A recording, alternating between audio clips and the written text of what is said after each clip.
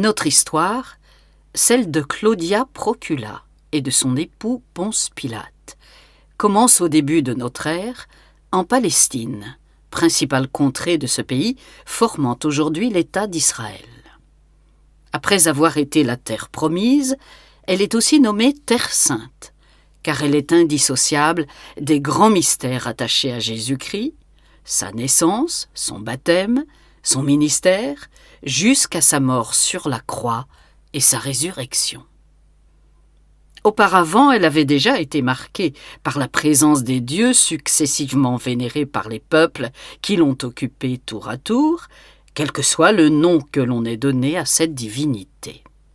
Il est capital, avant d'entrer dans le vif de notre sujet, de bien comprendre cette terre et son histoire, depuis que Moïse y emmena son peuple, les Hébreux, qui étaient réduits en esclavage en Égypte. Ils réussirent à s'en enfuir et à prendre la direction de ce qui était pour Moïse la terre promise, donnée par Yahvé, son Dieu. Les mondes sont éphémères, mais la terre sainte est impérissable. Cette terre est mère et fille à la fois, femme toujours, et même figuration idéalisée de la femme éternelle. N'a-t-on pas comparé la forme de son territoire au corps d'une femme? En particulier, la courbe que forme sa côte méditerranéenne, au sud de Gaza, en direction de l'Égypte, évoquerait le galbe de la hanche d'une femme. C'est ce que l'on peut le comprendre en lisant le 6e chapitre du Cantique des Cantiques, car c'est bien la terre d'Israël qui est considérée comme sa compagne par le narrateur. « Tu es belle, ma compagne, comme Tirsa, charmante comme Jérusalem. Les courbes de tes hanches sont comme des colliers. Ton nombril est un bassin arrondi où le vin épicé ne saurait manquer. Tes deux seins sont comme deux fans jumeaux d'une gazelle. Tes yeux sont les piscines de Heshbon, près de la porte de Bat Rabim. Ton nez est comme la tour du Liban, qui guette du côté de Damas. Ta tête sur toi est comme le Carmel, et les flots de ta tête sont comme la pourpre. Un roi est pris à leur tresse. » Tout commence précisément en l'an 26 de notre ère. La Palestine était alors sous domination romaine depuis sa conquête par Pompée au siècle précédent, en l'an 63 avant Jésus-Christ. Le pays était divisé en plusieurs contrées, dont les principales, du nord au sud, étaient la Samarie, la Judée et l'Idumée, correspondant à l'ancien royaume de Juda. Elles étaient depuis l'an 6 considérées par Rome comme des provinces impériales et placées sous l'autorité d'hommes dignes de confiance, romains naturellement, qui les gouvernaient au mieux. Les autres contrées, comme la Galilée au nord ou la Pérée à l'est, dernière trace de l'ancien royaume d'Israël, étaient laissées sous la gestion des tétrarques, souverains fantoches et inféodés à Rome.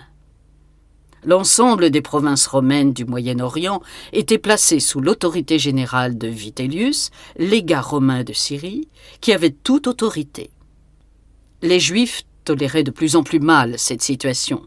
Alors ils avaient tenté à plusieurs reprises de se débarrasser des occupants romains, autant de vaines rébellions qui s'étaient terminées tragiquement et entretenaient en permanence un climat d'insécurité.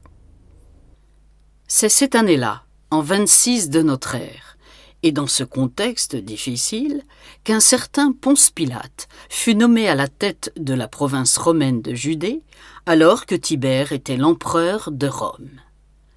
Ce Pilate doit sa célébrité au fait d'avoir eu la lourde tâche d'instruire le procès de ce Galiléen nommé Jésus de Nazareth. C'est un événement qui est raconté en détail par tous les évangiles et même par quelques chroniqueurs de ce temps. Ponce Pilate est de ce fait un personnage historique dont on ne peut contester l'existence, confirmé en particulier par une trace archéologique et épigraphique, une inscription antique découverte en Israël en 1961. Les auteurs juifs de son époque, à l'exemple de Flavius Joseph, dépeignent Ponce Pilate comme un homme brutal et cruel. Pour les évangélistes, au contraire, c'était plutôt un faible et un indécis. C'est 2 ans après l'arrivée de Ponce Pilate en Judée, en l'an 28 donc, que Jésus commença à faire parler de lui. 2 ans encore s'écoulèrent, au cours desquels les prêtres juifs, Anne et Caïphe, à leur tête, furent de plus en plus souvent confrontés à cet homme qui, en thaumaturge aguerri, accomplissait des miracles, guérissait malades ou infirmes, quand il ne ramenait pas à la vie ceux qui étaient décédés prématurément. De surcroît, il affirmait être le Fils de Dieu, ce qui excédait Caïphe, car il jugeait blasphématoire un tel propos. Alors les grands prêtres décidèrent de se débarrasser de ce Jésus qui leur faisait de l'ombre. Après avoir réussi à s'emparer de lui, grâce à la trahison de l'un de ses disciples, ils le livrèrent à Ponce Pilate qui, en tant que représentant de l'autorité romaine, était le seul habilité à instruire son procès et éventuellement à prononcer une condamnation à mort.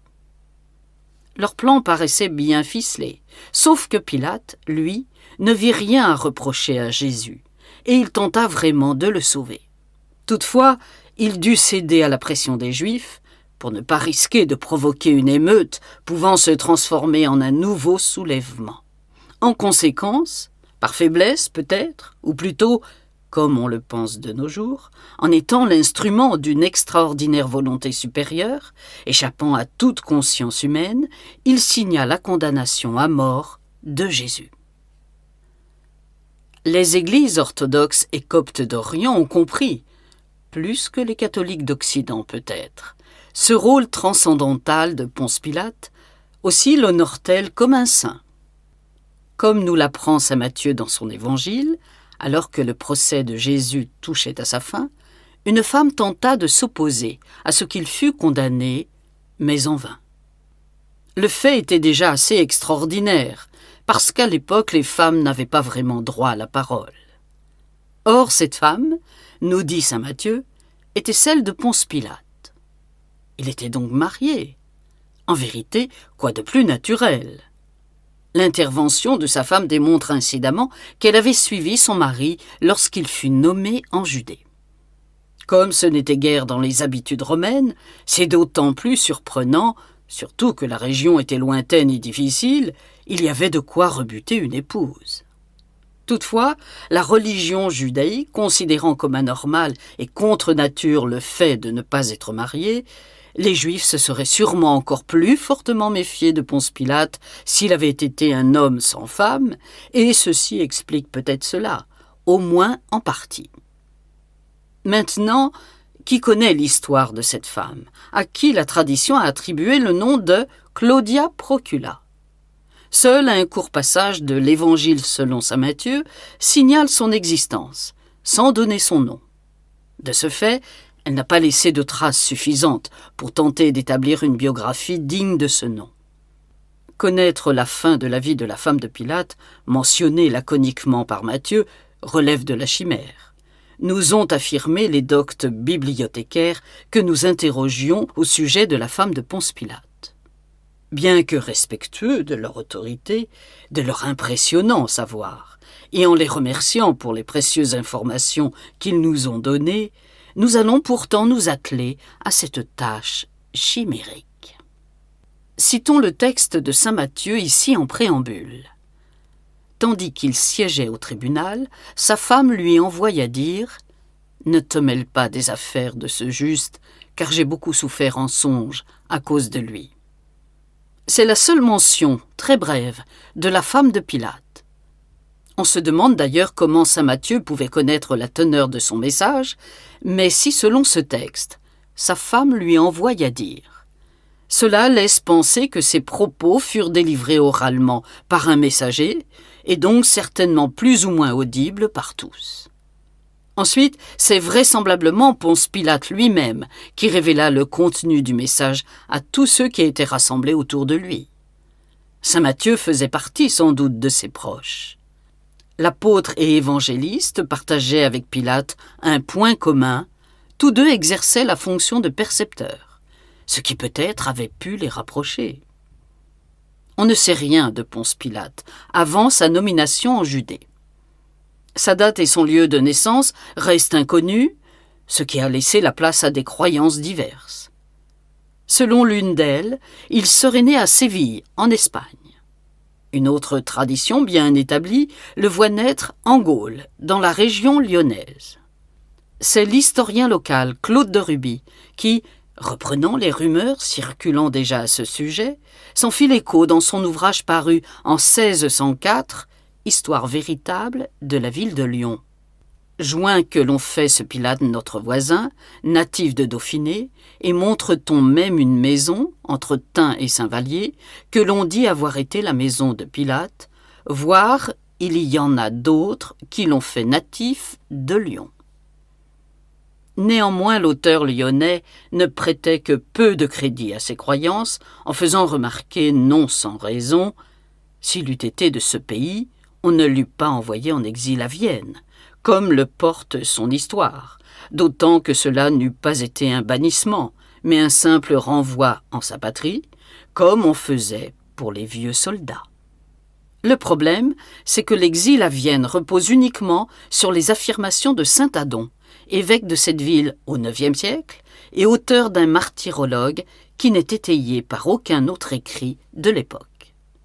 Que Ponce Pilate ait séjourné quelque temps à Vienne ou dans sa région paraît indéniable. Mais pour reprendre la remarque de Claude de Ruby, ce séjour fut-il vraiment un bannissement ou un renvoi dans sa patrie? Quoi qu'il en fût, la rumeur d'une naissance à Lyon a persisté et elle était encore rapportée en 1891 par Aimé Vintrinier, l'érudit bibliothécaire en chef de la ville de Lyon, qui écrivait « Ponce Pilate est né à Lyon une vingtaine d'années avant le début de l'ère chrétienne. » Le père de Ponce Pilate aurait été un fonctionnaire en poste à Lugdunum, nom romain de Lyon, ville qui a été fondée en 43 avant notre ère. Il y aurait possédé une élégante demeure en bordure de l'une des 3 voies antiques montant des rives de la Saône vers la cité romaine, établie sur le plateau formant la célèbre et emblématique colline de Fourvière. Cette voie, la plus ancienne de Lyon, encore ouverte à la circulation automobile, c'est l'actuelle montée Saint-Barthélemy. C'est là que Ponce Pilate serait né, en l'an 19 avant Jésus-Christ, affirment d'autres érudits. Cela signifie qu'il aurait eu dans les 50 ans, en l'an 30, au moment du procès de Jésus. Le nom même de Ponce Pilate a été sujet à bien des interprétations. Tous les évangélistes le nomment simplement Pilate. Seul saint Luc, dans le second prologue de son évangile, donne son nom complet, lorsqu'il précise le contexte historique sous lequel se prépara le ministère de Jésus, qui commença par son baptême ainsi dépeint. L'an 15 du principat de Tibère César, Ponce Pilate étant gouverneur de Judée, et Hérode tétrarque de Galilée, Philippe, son frère, tétrarque du pays d'Idumée et de Trachonitide, et Lysiana, tétrarque d'Abilène, sous le pontificat d'Anne et Caïphe. Tibère étant César, c'est-à-dire empereur de Rome depuis l'an 14, l'an 15 de son règne correspond donc à l'an 28. C'est l'année où saint Jean-Baptiste quitta le désert de Judée pour venir prêcher baptisé sur les bords du Jourdain, où Jésus vint vers lui pour recevoir le baptême, acte marquant pour le baptisé le début de sa vie publique. Ce fut aussi sa première rupture avec le judaïsme, religion qui ne pratiquait pas le baptême par l'eau. On trouve dans le Nouveau Testament seulement 3 mentions du nom complet de Ponce Pilate. Outre la précédente, tirée de l'Évangile selon saint Luc, la seconde mention est dans les Actes des Apôtres, également rédigés par saint Luc, et la 3e mention est dans la première épître à Timothée, rédigée par saint Paul. Comme nous l'avons déjà évoqué, Il nous faut revenir maintenant sur l'élément nécessaire et indispensable au destin supérieur du Christ, en la personne de Ponce Pilate.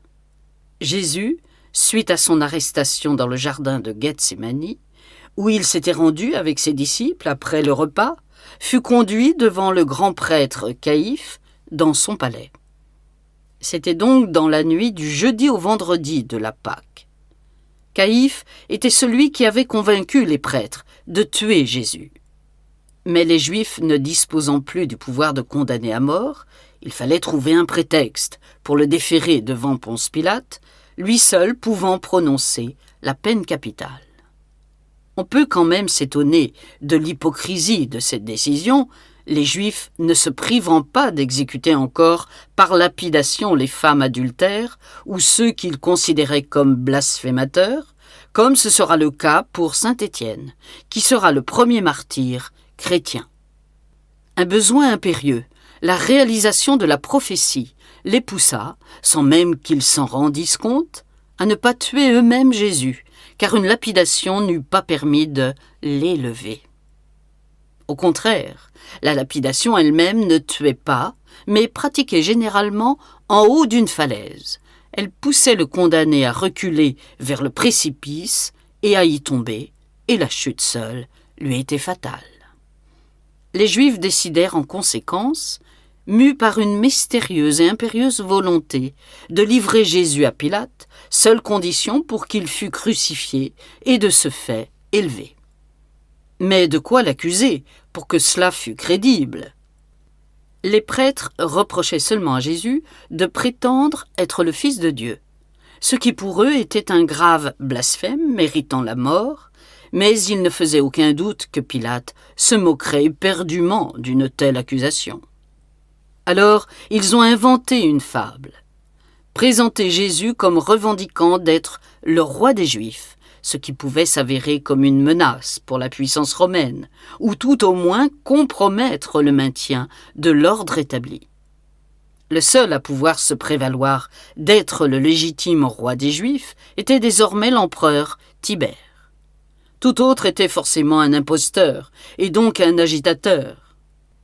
Les Romains, qui ne toléraient pas que l'ordre public fût troublé, n'hésitaient pas à réprimer sévèrement toute atteinte de ce genre.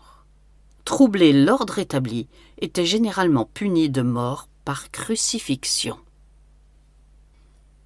Au matin du vendredi de la Pâque, Jésus fut amené à Pilate qui, pour diriger les troupes assurant le maintien de l'ordre pendant la fête, résidait alors dans la forteresse d'Antonia, jouxtant les remparts de Jérusalem.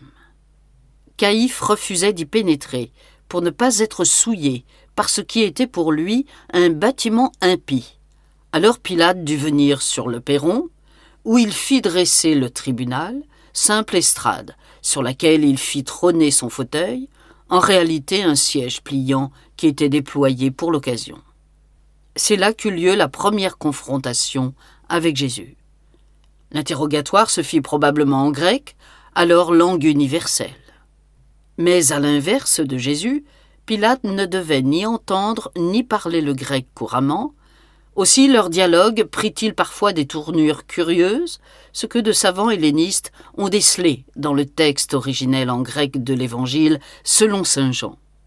Ponce Pilate questionna Jésus, qui systématiquement répondit à côté, ou par des phrases sibyllines, quand il ne gardait pas le silence. Voyons ce que rapporte chacun des évangélistes. Pour saint Matthieu, Jésus comparut devant le gouverneur, et le gouverneur l'interrogea en disant « C'est toi le roi des Juifs ?» Jésus déclara « C'est toi qui le dis. » Et comme il était accusé par les grands prêtres et les anciens, il ne répondit rien. Alors Pilate lui dit « Tu n'entends pas ce dont il témoigne contre toi ?» Et il ne lui répondit sur aucun point, de sorte que le gouverneur était fort étonné. Saint Marc et Saint Luc écrivent à peu près la même chose. Seul Saint Jean s'étend plus longuement sur la confrontation des deux hommes. Il rappelle tout d'abord les raisons qui avaient poussé les Juifs à livrer Jésus à Pilate. Voici ses dires. Pilate sortit donc dehors vers eux et il dit « Quelle accusation portez-vous contre cet homme ?» Ils répondirent « Si cet homme n'était pas un malfaiteur, nous ne te l'aurions pas livré. » Pilate donc leur dit « Prenez-le, vous, et jugez-le selon votre loi. » Les Juifs lui dirent « Il ne nous est pas permis de faire mourir quelqu'un. » C'était pour que la parole de Jésus s'accomplît, celle qu'il avait dite pour signifier par quel genre de mort il devait mourir. Pilate et Jésus entrèrent alors dans le prétoire et se retrouvèrent seuls, face à face, sans les grands prêtres restés à l'extérieur. Pilate dit à Jésus « C'est toi le roi des Juifs ?» Jésus répondit « Est-ce de toi-même que tu dis cela, ou d'autres te l'ont-ils dit de moi ?» Pilate répondit « Est-ce que je suis juif, moi ? C'est ta nation et les grands prêtres qui t'ont livré à moi. Qu'as-tu fait ?» Jésus répondit « Mon royaume à moi n'est pas de ce monde. Si mon royaume à moi était de ce monde, mes gens à moi auraient combattu pour que je ne fusse pas livré aux Juifs. Mais non, mon royaume à moi n'est pas d'ici. » Pilate lui dit donc « Tu es donc roi, toi ?» Jésus répondit « C'est toi qui le dis, je suis roi. Moi, c'est pour cela que je suis né, et c'est pour cela que je suis venu dans le monde, pour rendre témoignage à la vérité. Quiconque est de la vérité, écoute ma voix. » Pilate lui dit « Qu'est-ce que la vérité ?» Pilate était totalement décontenancé par les réponses de Jésus, puisqu'il ne sut répondre que par cette formule lapidaire qui est un vrai sujet de philosophie. Qu'est-ce que la vérité ? En tout cas, les réponses sibyllines de Jésus n'étaient pas celles qu'aurait faites un agitateur politique, susceptible de se rebeller contre l'autorité romaine. Pilate commençait à comprendre que cet homme ne présentait vraiment aucun danger pour Rome, et ne trouvant aucun motif de condamnation à mort, il se proposait de le relâcher. Saint Luc ajoute, et il est le seul à donner cette précision, que Pilate envoya alors Jésus comparaître devant Hérode, car il était galiléen, et relevait donc de sa juridiction. Cet Hérode n'était pas le roi Hérode le Grand, mais de son fils Hérode Antipas, le tétrarque de Galilée. Hérode Antipas questionna Jésus, qui ne répondit rien. Il ne crut pas, évidemment, à sa filiation divine, même au sens mystique. Il le traita avec mépris, le considéra comme un fou et le renvoya à Pilate. Et Hérode et Pilate devinrent deux amis le jour même, alors qu'auparavant, ils se haïssaient. Ajoute saint Luc, chapitre 23, verset 12. Cette amitié soudaine est pour le moins surprenante, car tout opposait ces deux hommes. Hérode Antipas menait une vie de débauche et ne reculait devant aucun crime. Il avait fait décapiter saint Jean-Baptiste uniquement pour plaire à sa belle-fille Salomé. Ponce Pilate, au contraire, se présentait comme un solide et impartial représentant de l'ordre. Mais tous deux libéraux, chacun à sa manière, ils finirent par trouver un terrain d'entente. Mais revenons maintenant à Claudia Procula. Selon nos recherches, tout laisse à penser que l'épouse de Ponce Pilate était considérée comme une mystique pro-chrétienne. Il faut consulter les textes apocryphes, en particulier l'évangile de Nicodème, également connu sous le nom d'Actes de Pilate, rédigé au IVe siècle pour en apprendre un peu plus. L'épouse de Ponce Pilate aurait appartenu à une très haute noblesse, ce qui pourrait expliquer la réussite sociale de son mari et ce qui expliquerait surtout le fait que Ponce Pilate ait pu emmener son épouse avec lui en prenant son poste en Judée, ce qui n'était pas l'habitude. On ne saura jamais sans doute quelle fut son influence, et surtout celle de sa famille, sur la carrière de son époux, à commencer par sa nomination en Palestine. Claudia Procula avait donc beaucoup souffert en songe à cause de Jésus, selon ce qu'elle disait dans son message à son époux. Les songes tenaient une grande importance dans les procédés divinatoires antiques. Les Romains distinguaient d'ailleurs les rêves des songes. Pour eux, les rêves restaient nébuleux, et ils ne pouvaient s'interpréter, alors que c'était possible pour les songes, considérés comme des messages envoyés par les dieux. Claudia Procula serait née à Narbonne, dans l'Aude. Si l'on se réfère à un texte singulier, une série de lettres qu'elle aurait écrites à l'attention de son amie d'enfance, Fulvia Ercilla. Pieusement conservées, ces lettres furent traduites en français et publiées en avril 1886 par la revue hebdomadaire catholique La Semaine religieuse de Carcassonne.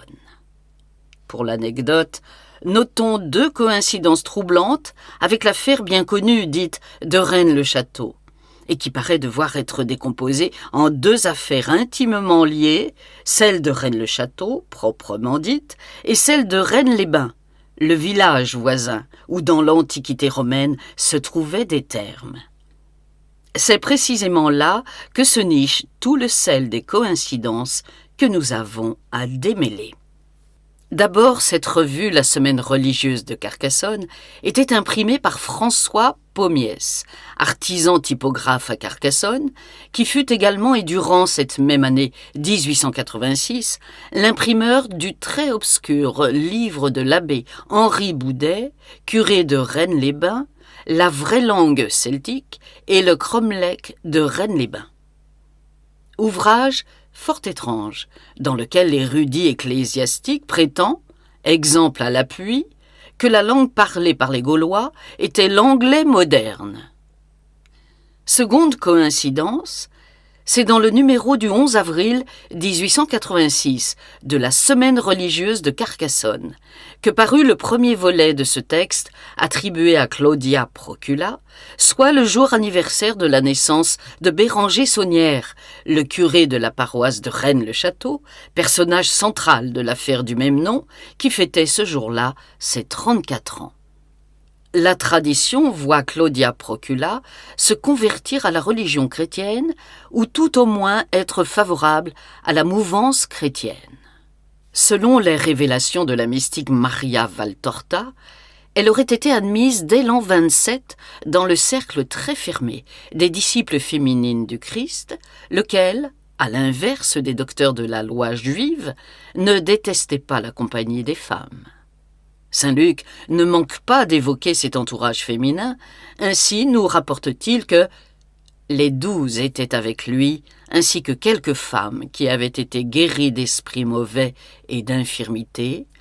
Marie, appelée la Magdaléenne, de laquelle 7 démons étaient sortis, et Jeanne, femme de Chouza, intendant d'Hérode, et Suzanne, et beaucoup d'autres, qui les assistaient de leur bien.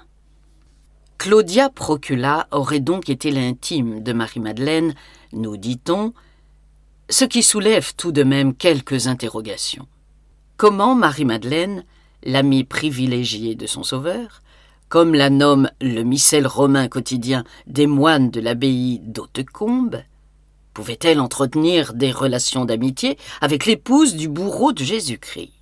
On comprend bien toute la haine et le mépris dont les Pilates furent les victimes après la crucifixion, comme en témoigne la réaction de Salomé et Sémilda, les 2 amies de Procula, selon la lettre publiée par la Semaine religieuse de Carcassonne. Naturellement, le pardon pouvait faire partie des pratiques adoptées par Marie-Madeleine en devenant l'amie privilégiée, et peut-être même l'épouse, de Jésus. Alors oui, Claudia Procula et Marie-Madeleine devaient être amies. Il ne pouvait en être autrement pour ces 2 femmes proches de Jésus. Mais qui était vraiment Marie-Madeleine? Tous les évangélistes évoquent cette femme en la nommant tantôt Marie de Magdala ou la Magdaléenne, tantôt Marie de Béthanie, sœur de Marthe et de Lazare, tantôt simplement la pécheresse. Elle apparaît 3 fois dans l'évangile de Saint Luc, ce qui paraît concerner 3 femmes différentes. Grâce à son amour absolu pour Jésus, Marie-Madeleine est devenue l'apôtre des apôtres, et elle n'a eu de cesse de diffuser la pensée et l'enseignement de son Seigneur lors du long voyage qu'elle entreprit quelques années après la crucifixion. Une légende bien connue affirme que Marie-Madeleine traversa la Méditerranée sur un bateau sans voile ni rame ni gouvernail, en compagnie de nombreux autres saints, dont Marie Jacobée et Marie Salomé, qui avec elle sont honorées sous le nom de Sainte Marie de la Mer. Tous débarquèrent en Gaule.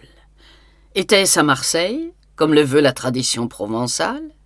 Une étoile serait apparue pour guider Marie-Madeleine jusqu'à une grotte où elle aurait fini ses jours, la Sainte-Baume, à l'est de Marseille, toujours selon la tradition légendaire. Mais ce que l'on sait moins, c'est qu'une tradition identique existe aussi en Occitanie. Marie-Madeleine serait donc arrivée au moins jusqu'à Narbonne, avant de poursuivre jusqu'à Perpignan et d'autres localités à l'intérieur des terres, comme Rennes-les-Bains. Les Pilates auraient en réalité facilité le voyage de Marie-Madeleine vers la Gaule, non pas dans l'embarcation hasardeuse de la tradition chrétienne, mais à bord de l'un des navires assurant les liaisons maritimes régulières entre la Palestine, hostile port de Rome, et Narbonne. Grâce à eux, elle aurait été munie de tous les laissez-passer et sauf-conduits nécessaires. On peut même imaginer que le couple Pilate fit partie du voyage, mais n'alla pas plus loin que Rome dans un premier temps. Marie-Madeleine, elle, poursuivit plus loin et voyagea à travers la Gaule. Son culte, qui est resté particulièrement vivace dans notre pays, semble conserver le souvenir de son passage. Des Pyrénées aux Alpes, de la Provence à l'Auvergne, de l'Aquitaine à la Bourgogne, de la Bretagne à l'Alsace, d'innombrables lieux lui sont dédiés, églises, chapelles et oratoires, montagnes et grottes. Chacun d'entre eux paraît conserver le souvenir de la venue de cette femme qui avait été la plus proche de Jésus, l'apôtre des apôtres. Une autre femme, donc, amie de Marie-Madeleine, a sans doute contribué elle aussi, plus modestement, il est vrai, dans l'ombre de son mari, à l'incroyable diffusion des idées nouvelles du christianisme, Claudia Procula, l'épouse de Ponce Pilate, qui devait, elle aussi, détenir bien des secrets. Mais n'en dévoilons pas trop pour l'heure, avant de passer à notre prochain chapitre.